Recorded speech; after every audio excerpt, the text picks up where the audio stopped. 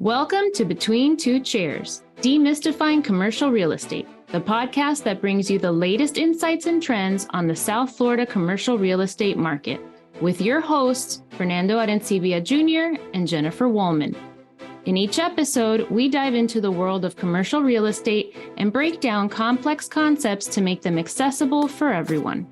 Whether you're a real estate professional, a curious investor, or just interested in the South Florida market in general, Between Two Chairs is the podcast for you. So pull up a chair and join us.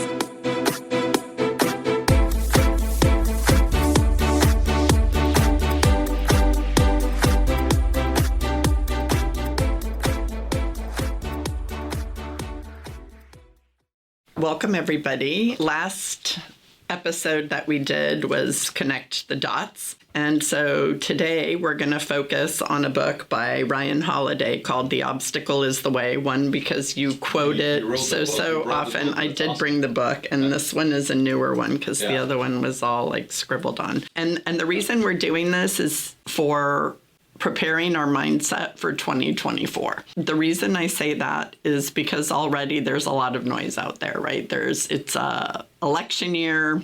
There's a lot of talk about interest rates coming down, but then we're seeing the jobs report being really, really strong. Inflation in several parts of the country still really, really high. So what do you do with all of this noise, all of this information? So I thought going back and focusing on the lesson from his book, The Obstacle is the Way, would be a good way to prepare us for everything that's coming in 2024. And last week's episode, Connect the Dot, kind of set the framework for what we should be looking for in commercial real estate in 2024. Again, the uncertainty, inflation, especially in Miami, but by connecting the dots, you can see where real estate is going compared to where it currently is. With Ryan Holiday's book, it helps you drown out the noise and take advantage of obstacles that may present itself. And I love what he says. Obstacles are things that just happen in our lives. They're not negative or positive. It's the perception that we put on it. And he goes on to talk about, how many companies were formed during either the Great Depression or the Great Financial Crisis or during COVID, etc. So at the very beginning of the book, he has one of my favorite quotes, and it's, "Great individuals, like great companies, find a way to transform weaknesses into strengths." And he gives 3 steps for doing that. Since I'm an animal person, I put it into an acronym PAW, right? It's perception, action, and will. I love that. That's great. And I know you really rely on this book a lot for a lot of your quotes and your ideas. So tell me a little bit about your thoughts on the book.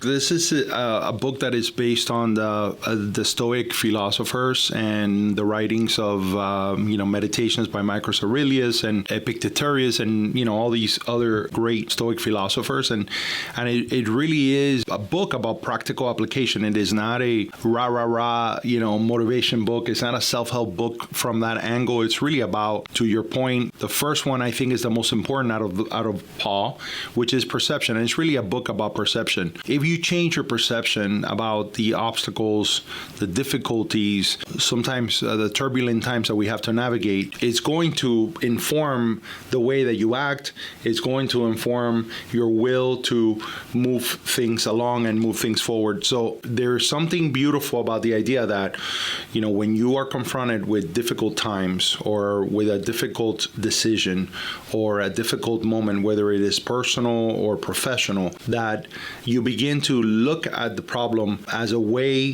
for the problem itself to be the way to the solution, or if it is an impetus for something better or for something different that you perhaps were not anticipating. And it really changes everything. You begin to see the world a little bit differently when you look at it from that prism. I think we all wear a shade of glasses that imparts all the decisions that you make in your day-to-day. And I think it's important to always work on that and to always recognize that the decisions that we make on a day-to-day are based on the perceptions that we have about the world around us, Right. And so I think that there is something really powerful about the writings that are in this book, and I think that the way that Ryan Holiday presents it is so practical and so direct that it can help a lot of people. It's not a very difficult read, and it really propels you to understand. And when I picked up this book, I was going through a very tough time, or what I perceived to be a tough time, and it really began to shift my mindset as to what it is that I was confronting. And in my experience, the obstacle really did become the way, because I became better for it.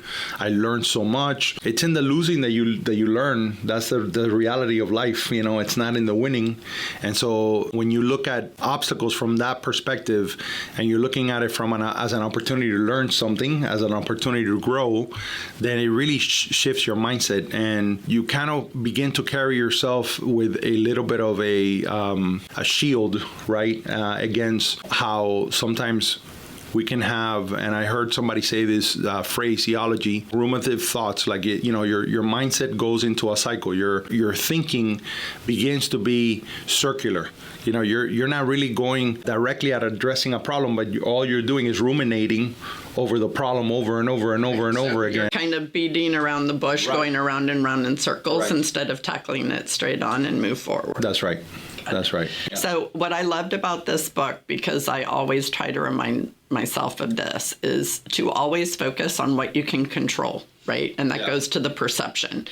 Something happens, it's neither good or bad, it just basically is. You can't control it, you can control how you can react to it. So I love that, and I think it applies a lot to real estate, right? So you've been working on this deal for a really long time. Something happens, it blows up, it falls through. It's like the end of the world, especially in commercial, right? Where there's often a lot of money on the time, but more importantly, there's a ton of time that has been put into it. So you can sit there and you could go, woe is me, oh my gosh, I can't believe I wasted all this time. But that's already happened. You can't control the fact that the buyer or the seller backed out. You can't control the fact that you're pretty sure you tried everything you possibly could to keep it together. So what do? Do you let that pull you down and ruin the rest of your year? Or do you do a quick analysis, what do you call it, like an exit interview or a post-mortem, and say, okay, what went wrong with this deal? Is there anything I could have done differently? What could I have asked the buyer? What could I have asked the seller? How could I have worked through due diligence? Whatever it is.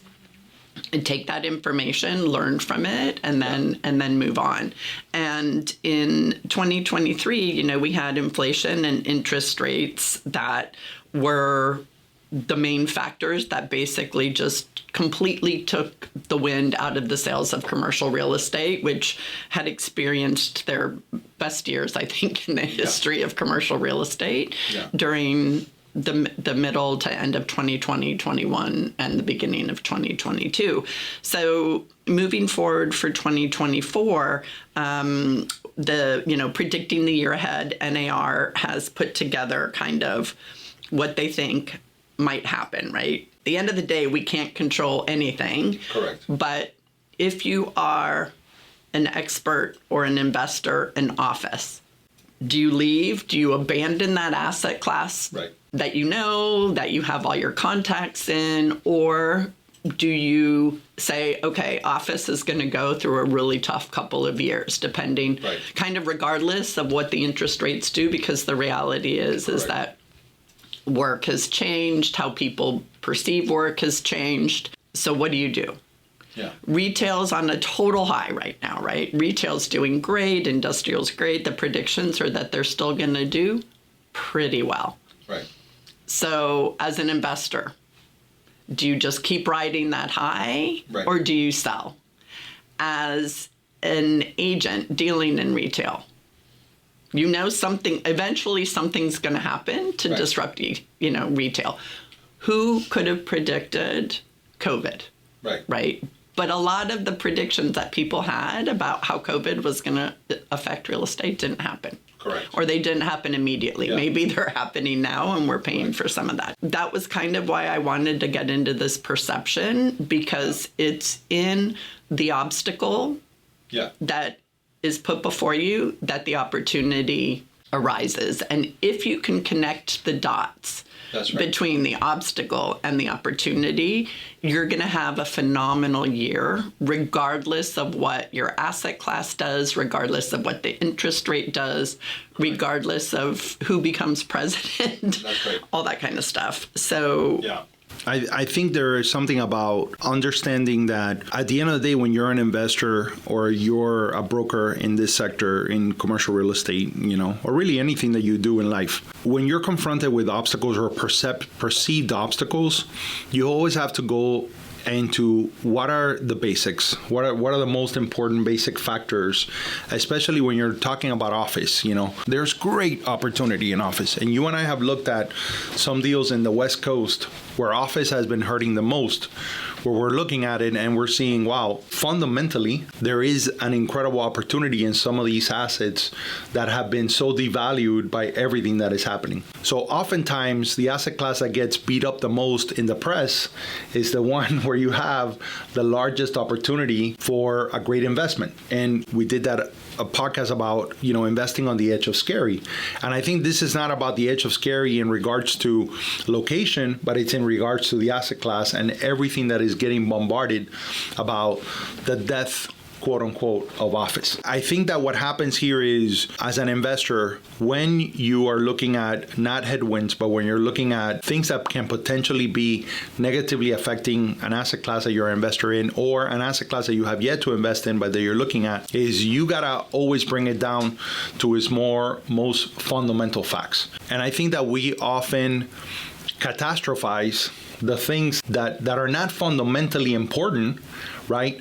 And we make the obstacle bigger than what it is. And that's kind of that loop in your head that you were talking about. Because as you go in circles, it kind of snowballs. So the thing gets bigger and bigger and more negative and more negative, which is why it's so important to see what's happening, acknowledge it. So Ryan says, don't ignore your feelings, don't ignore your fear, don't ignore your sadness or hurt or anger or whatever it is. Acknowledge it. That's right. Acknowledge that this stunk, right? That the fact that the deal fell through really sucked.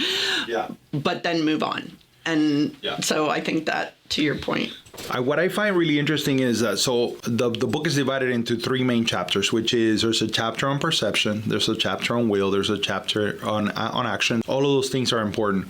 There's also, something that permeates the whole book, that if you go through an obstacle, through it, not around it, not avoiding it, because the one thing that you learn is that you cannot put your head in the sand, right? That's not what this philosophy is about. The philosophy is about confronting what is reality, right? Not what we hope for it to be, or not that we don't want to confront it, but it is about confronting it. So therefore, you have to accept that it is here, and you have to accept what it is that you're confronting. What permeates through the book is that there also has to be a lesson. You have to have learned what are the things that you were perceiving that were wrong, what are the actions that you were taking that were not in your control, and do you have the will to persevere and to look at the problem in a different way? And I've met so many brokers that I think that they've learned the wrong lesson, which is sometimes they have managed to perceive that if they are freaking out about everything, right, and then they're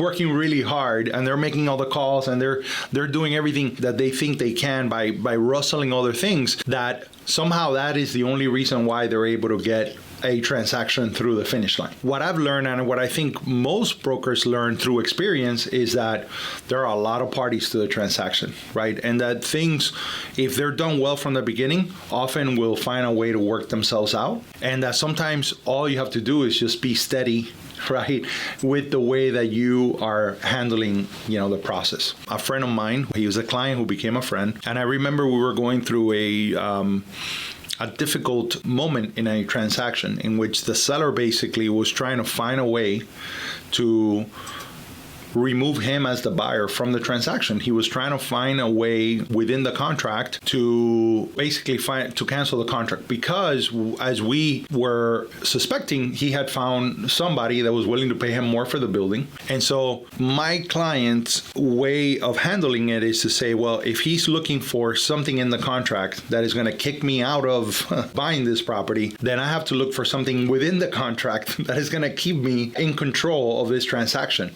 And that's exactly what he did. As we're going through this, of course, he has his attorney. The attorney is reviewing the contract. We're going through it. At the end of the conversation, all of the particulars, I asked him, well, how do you feel? How do you feel about our prospects? And he told me this story. He says, when I was in college, I took this sailing course. The sailing course has multiple steps. And the last thing that you do in the sailing course is you go out for probably the longest trip you do.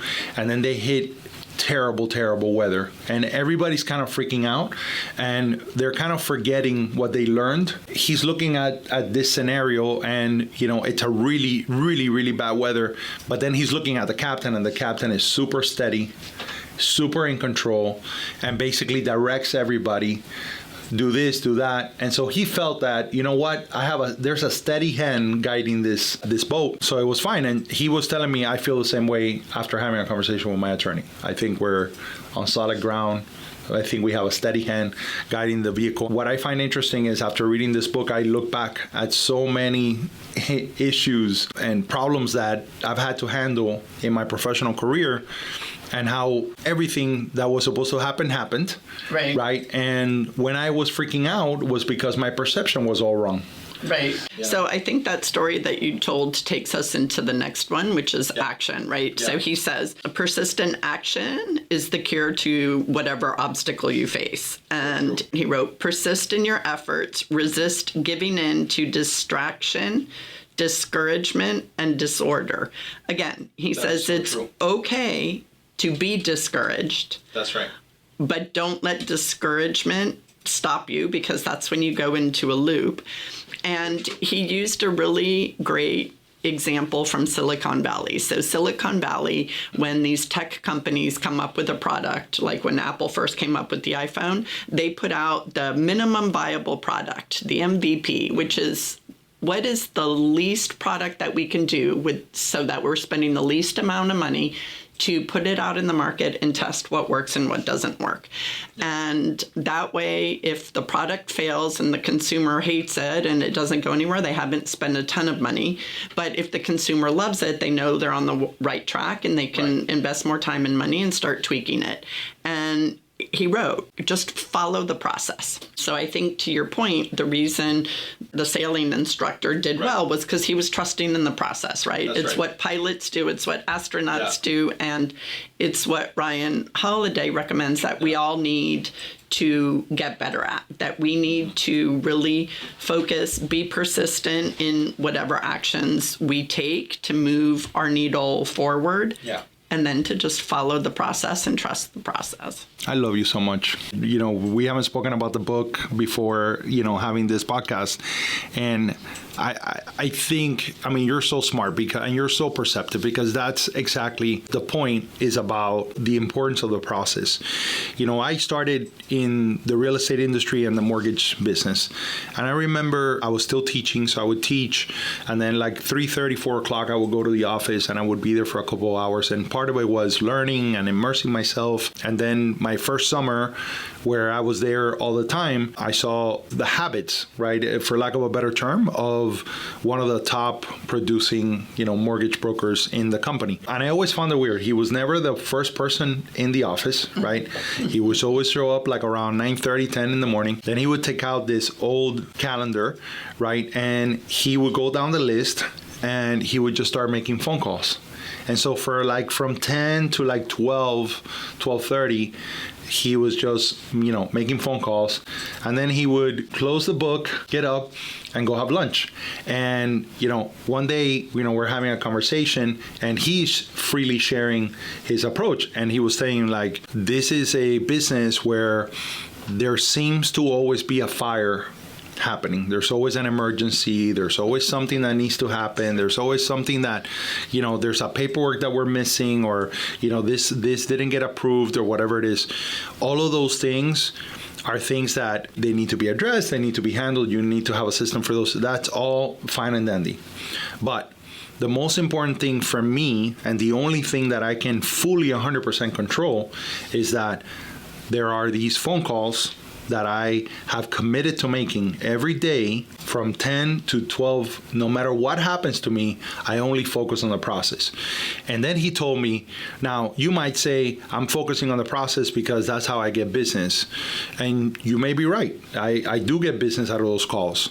Or I'm focusing on the process because, I don't want to handle the fires or the emergencies. And he goes, but I'm really focusing on the process for the sake of the strength of my mindset, which is if I'm focusing on the things that I can control and I do that consistently, then everything else will fall into place. And I am not succumbing to the ebbs and flow of the emergencies, perceived or real, right, that happen every day in our business. Right. And so, to me, that's what chapter on action is about, which is, are you directing your actions properly? Action is a big part of this, right? Because you cannot ignore your problems and just wish that they would go away and you have to face them on. You also can't say, well, I changed my perception, therefore everything's going to work out. No, you change your perception, but now I have to act. But now my actions are going to be different because I'm seeing the problem in a very different light, right? And now I'm able to, instead of taking an axe to the problem, I can use a scalpel and say, this is the one thing that I can do that can positively affect everything else, but I'm going to do that one thing and I'm going to do it well. Agreed. And I think it was in the action side. There was one part of this book that I had a really hard time with. Okay. And it was... So after you focus, you change your perception and you focus on what you can control and you start to take action, you come up with your plan and your process, and then you have to come up and think totally negatively, like think of everything that can go wrong. And I'm like, no, why would I want to put that out in the universe? But his point was that if you think of everything that could go wrong, or at least the most likely things that can go wrong, you're going to be better prepared. And I think to your point about the contract that you did, right? Or an investor who is investing in a property to think, okay, so these are my assumptions. I'm assuming that I'm going to be able to put this amount of money in. I'm assuming that I'm going to be able to jack up the rents this much. I'm assuming this. Okay, so now what happens if something like COVID happens and all of a sudden your retail space is empty, your office is empty? So now forget jacking rents, right? And I think some of those things, like a COVID, nobody could have imagined a COVID. But if you had been at least somewhat prepared by having run through the negative what ifs and prepared for maybe not the worst case scenario, right? Because if you always prepare for the worst, nothing's ever going to pencil out. Then you're going to be better off, because if it does happen, if that negative thing does happen, you're not shocked, right? And I think that's something that we do as brokers all the time, right? Like when we're checking in with our clients, well, what is the highest you're willing to go with this? Whether they tell you the number or not doesn't matter. They just need to have in their mind where they're going to not go beyond that. And, how would you feel if you don't get this property? Would you be okay walking away? Right? And as an investor, you're always okay walking away, because it's better to make no deal than to make a bad deal, right? But so I think you're judged on your bad deals, not on your good deals. Correct. Correct. So I think, even though that part for me is really, really hard, because I'm like, I don't want to focus on the negative, because if I focus on the negative, that's where your brain tends to go anyway. And I think that's not what he's saying. He's not saying focus on it. He's saying consider it, adjust for it, and then move on. So I liked that, but I had to go over that a couple times, because I'm like, wait. I was fighting that one. Let me give you a different take on that chapter. And by the way, the name of the chapter is Prepare for None of It to Work. That's right. Right. And the whole idea, right, of this, of this approach to obstacles is to create resiliency within you as an individual. Right. And so when he says prepare for none of it to work, what he's saying is that you cannot control the entire world. So some things, even with your best efforts, even with the right perspective and the right action, may not work. Right? So you have to be dedicated to this ultra pragmatist approach to life and to obstacles to understand that if a new obstacle arises out of it, right? It's almost like you already have the formula. Right. You know what you're going to be doing. You're going to control your perception, you're going to direct your actions properly, and you're going to willingly accept the things that are outside of your control, because those are the only three things that we can do. So that chapter, for me, it didn't create an emotion of negativity for me. It created an emotion of, okay, I get it. This is not everything is going to work out as long as you give it your best. I think that it's actually a very optimistic chapter because it talks about the resiliency of understanding the power behind shifting your perception and the actions that come behind that shift in perception. And so, I think that part of it is very powerful just as a lesson in life, right. But more importantly for the work that we do. Yeah, that even under the best of circumstances and everything that you do, and he said, sometimes to your point, that opens up another obstacle, it presents another obstacle, or it opens up a different path. He says, just because somebody's coming up on your flank doesn't mean the side windows and doors aren't open. So I loved that saying. Yeah. So then the final one is will. So what did you think or get out of that? Because then I want to ask you which of the three you need to work on, which ones you find easy, et cetera. I think what I found will is really the reason why will is at the end is because I don't think that you can willingly accept the things that are outside of your control unless you take care of the things that are within your control, right? So if at the end of the day you're going through a rough time, if you have shifted your perception about the obstacle that's in front of you and you have acted accordingly and you have acted well, meaning that you've done everything that is within your power and you've done it to the best of your ability, then it's easier for you to willingly accept the things that are outside of your control because you have taken care of the things that are within your control. I think that what creates dissonance within us as human beings is when we don't do what we're supposed to do, right? And then we still have an approach of pointing the finger at all the things that we have no control over, that we perceive as to be the real problem. But if I'm able to control my actions and I'm able to act accordingly, then I can go to bed calmly and understand I've done everything that is within my power to do and do that well. Okay, so let me read what he wrote because I love it. So about will, he wrote, this is the avenue for the final discipline, the will. If perception and action were the disciplines of the mind and the body, then will is the discipline of the heart and the soul. The will is the one thing we control completely, always. I can mitigate perceptions and give 100% of my energy to actions, but those attempts can be thwarted or inhibited. My will is different because it is within me.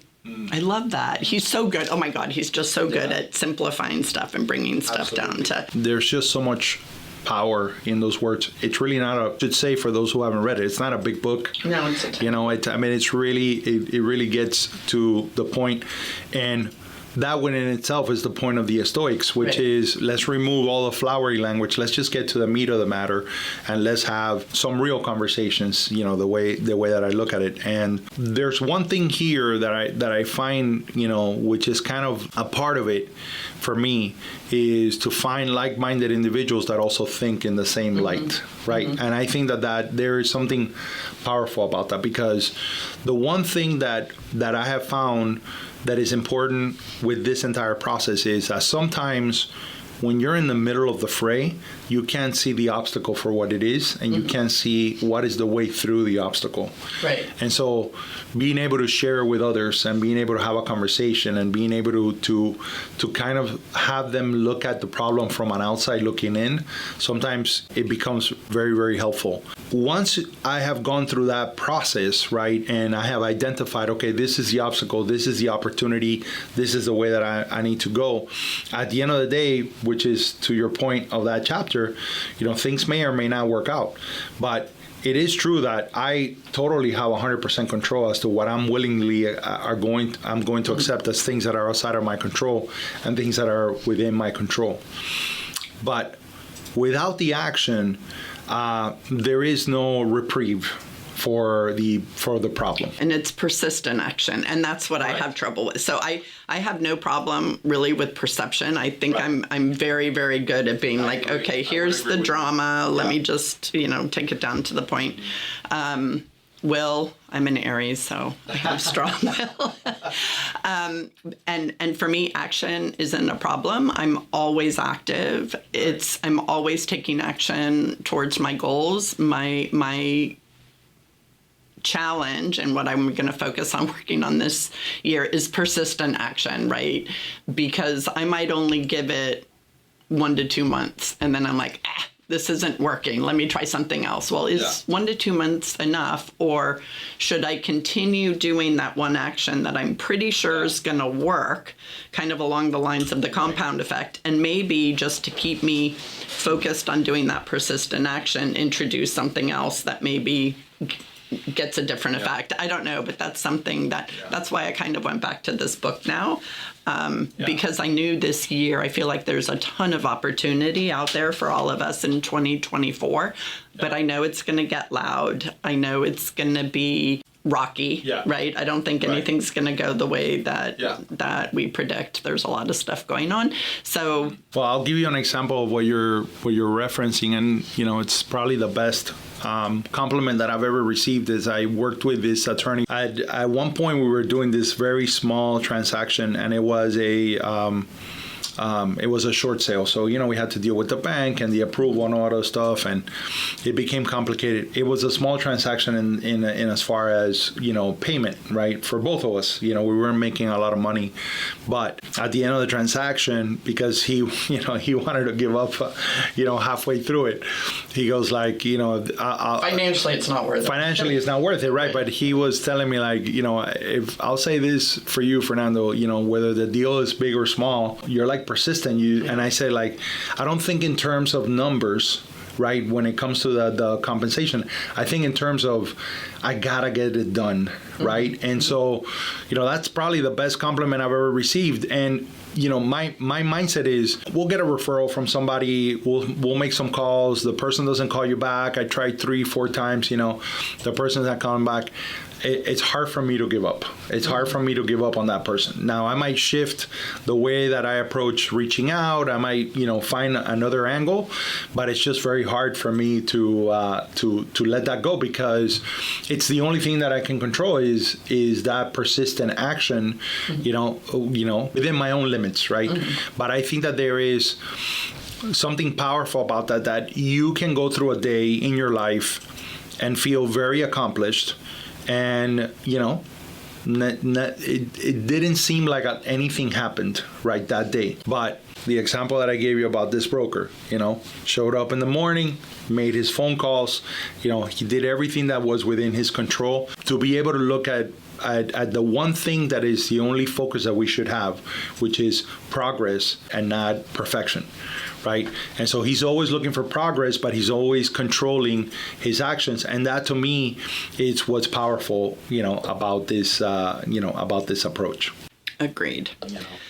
All righty. So do you have your... This is not necessarily a fun fact, but I did find something interesting, which is that the National Association of Realtors does this survey every year of big challenges on the horizon for real estate firms. And this is a survey of brokers and executives of both residential and commercial real estate brokerages. And what I found interesting is if you look at the biggest challenges, and again, looking at it from the angle of looking at opportunities, is housing affordability, inventory, and keeping up with technology. Those are the top 3 of the biggest challenges facing residential and commercial firms over the next 2 years. So that's the way that things were worded.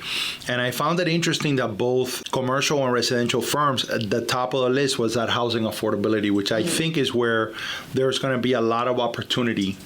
Whether on the commercial sector we look at adaptive reuse or we look at different ways to provide housing. I find it really interesting that there's a common ground here as to what we both consider to be the obstacle, right, for the next 2 years. And I think that's where those that are going to find opportunity in those obstacles are going to be the ones that that can create something very successful in their business. So and as investors. So yeah, that's what I wanted to provide today. For me, it is from the Florida Chambers Foundation, whose mission is to grow Florida to be a top 10 global economy by 2030. Today, if Florida were a country, it would be the 16th largest economy in the world. So wow. we have some work to do. But the U-Haul 2023 U-Haul moving survey just came out, and 7 of the top cities were in Florida. We had the most by any state so far. So, by far, I should say. I think Texas was the next with 3 or 4.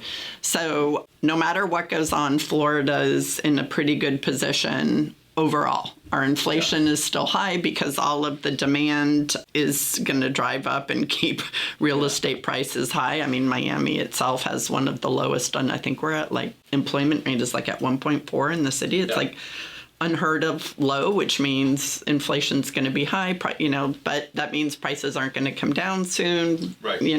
Anyway, take all that information and then figure out what you can control to make it your best year in real estate. Absolutely. And as always, thank you all for listening to our modest podcast here between 2 chairs and for pulling up a chair and joining us. And, we love to hear feedback. Keep the ideas coming for new episodes. We have some great guests coming up this year and that we're very excited for, and some new ways to present the podcast to you all as well. So God bless you guys. Have a wonderful, wonderful 2024. And that's it. Say bye. Bye.